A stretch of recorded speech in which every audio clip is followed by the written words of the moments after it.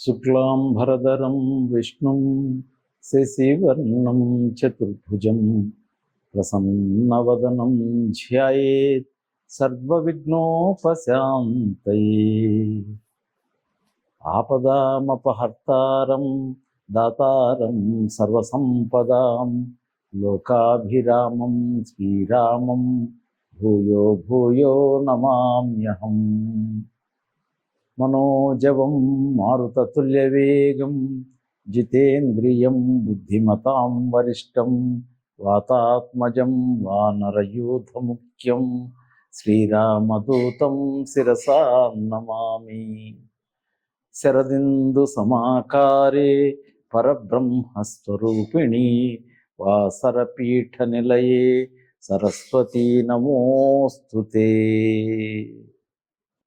భగవద్బంధువులారా, మనం రామాయణం గురించి వాల్మీకి వారు రచించినటువంటి రామాయణంలోని వివిధ కాండల్లో రామచంద్రమూర్తి సీతమ్మ వారు మనకు దర్శనమిస్తారు. సుందరకాండలో ప్రత్యేకించి ఆంజనేయ స్వామి వారు మనకు కనిపిస్తారు. రామాయణం అంటే సాక్షాత్తు శ్రీ మహావిష్ణువు ఈ భూమి మీదికి రాక్షస సంహార నిమిత్తము త్రేతాయుగంలో అవతరించినటువంటి అవతారమే రామావతారం. ఆయన దశరథ మహారాజు, కౌసల్య, కైకేయి, సుమిత్ర అనేటటువంటి ముగ్గురు భార్యలు ఉండగా కౌసల్య గర్భాన పుత్రకామేష్టి యాగం తర్వాత ఆ పుత్రకామేష్టి యాగం పూర్తి చేసిన సందర్భంగా లభించినటువంటి పాయసాన్ని ముగ్గురు భార్యలకు పంచగా వారికి శ్రీరామచంద్రమూర్తి, లక్ష్మణస్వామి, భరతుడు, శత్రుఘ్నుడు ఈ నలుగురు కూడా జన్మించడం జరిగింది. రామచంద్రమూర్తి మొట్టమొదటి నుంచి కూడా ఆయన ఏనాడు కూడా తాను దేవుడు అనేటటువంటి విషయాన్ని ఎవరికీ తెలపలేదు.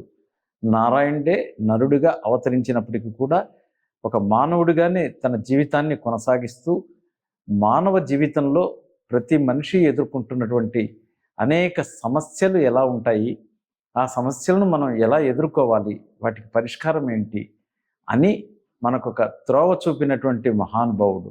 సుఖం వచ్చినప్పుడు పొంగిపోకుండా, దుఃఖం వచ్చినప్పుడు కుంగిపోకుండా స్థితప్రజ్ఞతతో ఏ విధంగా నడుచుకోవాలి అని ఒక అయనం అంటే దారి, మార్గం చూపినటువంటి మహానుభావుడు. రామాయణం అంటే శ్రీరామచంద్రమూర్తి చూపించినటువంటి దారి.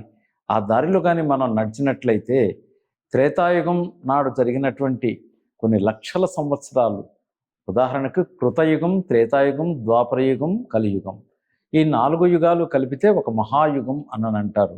కృతయుగం వచ్చి 17,28,000 సంవత్సరాలు, త్రేతాయుగం వచ్చేటప్పటికి 12,96,000 సంవత్సరాలు, ద్వాపరయుగం వచ్చేటప్పటికి 8,64,000 సంవత్సరాలు, కలియుగం వచ్చేటప్పటికి 4,32,000 సంవత్సరాలు. ప్రస్తుతం కలియుగం నడుస్తోంది. కలియుగంలో కలి ప్రభావం చేత అందరి మనస్సులు కూడా కకలావికలమై అన్నదమ్ముల మధ్య, అక్క చెల్లెళ్ళ మధ్య, తల్లిదండ్రుల మధ్య, కుటుంబ సభ్యుల మధ్యనే రకరకాలైనటువంటి వైషమ్యాలతో ప్రవర్తించేటటువంటి రోజుల్లో మనం ఉన్నాం. మన జీవితాలను బాగు చేసుకోవాలి అని అంటే రామాయణ మహాకావ్యాన్ని అందించినటువంటి వాల్మీకి మహర్షికి నమస్కరించుకుంటూ, రామాయణం అనేటటువంటిది నిత్య నూతన యవ్వనమైనటువంటి కావ్యం. ఆ కావ్యాన్ని మనం ఎప్పుడు కూడా ఎంత లోతుల్లోకి వెళ్ళి పరిశీలించినట్లయితే ఆ లోతుల్లో మనకు కావలసినటువంటి ఆణిముత్యాలు లభిస్తాయండి. సముద్ర గర్భంలో రత్నాలు లభించినట్టుగా మనకు చక్కని పరిష్కారం లభించాలి అంటే మనకు రామాయణం, రాముడు చూపినటువంటి దారి మనకు సరి అయినటువంటి మార్గం. కాబట్టి రాముడు అనంటే మహానుభావుడండి, సత్యవంతుడు, ఎప్పుడు నిరంతరము సత్యమే పలుకుతాడు, విద్వాంసుడు, సకల విద్యల్లో కూడా ఆరితేరినటువంటి మహానుభావుడు. అంతేకాదండి, చితక్రోధుడు అంటే కోపాన్ని జయించినటువంటి వాడు. ఎటువంటి పరిస్థితుల్లో కూడా ఆయన ముఖంలో కోపం అనేటటువంటిది కనిపించదు. ప్రియదర్శనుడు, చంద్రుణ్ణి ఎంతసేపు చూసినప్పటికీ కూడా ఎలా చూడాలని అనిపిస్తుందో అటువంటి రూపం కలిగినటువంటి మహానుభావుడు. రామచంద్రమూర్తి స్ఫురద్రూపి అంటారు, పుంసామోహన రూపాయ అని కూడా అంటారు.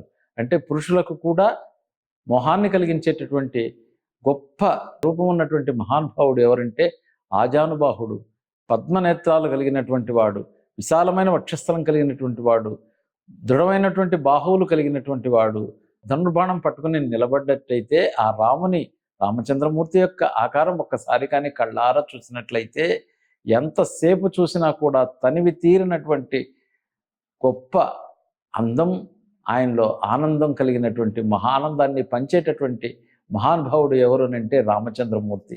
ఆ రామచంద్రమూర్తి సాక్షాత్తు నారాయణుడైతే ఆయనకు భార్యగా వచ్చినటువంటి సీతమ్మవారు జనక మహారాజు పొలంలో దున్నుతూ ఉంటే ఆ నాగలి చాలుకు దొరికినటువంటి పెట్టెలో ఒక బిడ్డగా దొరికినటువంటి మాత సీతమ్మ, భూదేవి పుత్రిక అని అంటారు ఆ తల్లిని. సీత అంటే నాగలు చాలుకున్నటువంటి పేరును సీత అంటారు. ఆ సీత అనేటటువంటి పేరును పెట్టుకుని అల్లారు ముద్దుగా దొరికినటువంటి ఆ బిడ్డను పెంచినటువంటి మహానుభావుడు ఎవరంటే జనక మహారాజు. ఆయన ఆ తల్లిని పెంచి పెద్ద చేసి శివధనుర్భంగం చేసినటువంటి వారికి తన బిడ్డనిచ్చి వివాహం చేస్తాను అని అంటే ఎంతోమంది రాజులు ప్రయత్నించి శివధనుస్సును ఎత్తలేకపోతే ఆ శివధనుర్భంగం చేసినటువంటి మహానుభావుడు ఎవరంటే రామచంద్రమూర్తి. ఆయన పరిణయమాడిన తర్వాత సీతామాతతో కలిసినటువంటి రాముడు శ్రీరాముడు అయ్యాడు. శ్రీ అంటే సీతతో కూడినటువంటి రాముడు, అంటే మహాలక్ష్మితో కూడినటువంటి రాముడు. సాక్షాత్తు మహాలక్ష్మి ఈ భూమి మీదకి స్వామివారు వచ్చినప్పుడు అమ్మ సీతమ్మ రూపంలో వచ్చింది. వారిరువురు కలిసినటువంటి నడిచిన బాటే రామాయణం. ఈ రామాయణాన్ని మనకు అందించినటువంటి మహాకవి వాల్మీకి మహాకవి. ఆయన వాల్మీకి రామాయణమే, ఎన్ని రామాయణాలు మహానుభావులు ఎంతమందో రాశారు తదుపరి, కానీ వాటన్నిటికీ మూలము వాల్మీకి రామాయణమే. ఆయన దర్శిస్తూ రాశాడండి. అంటే జరిగినటువంటి రామాయణాన్ని కళ్ళ ముందర కనపడుతూ ఉంటే కావ్యంగా రాసినటువంటి మహానుభావుడు ఎవరు అని అంటే వాల్మీకి మహర్షి. ఆయన అందించినటువంటి ఆ రామాయణం అంత గొప్పది.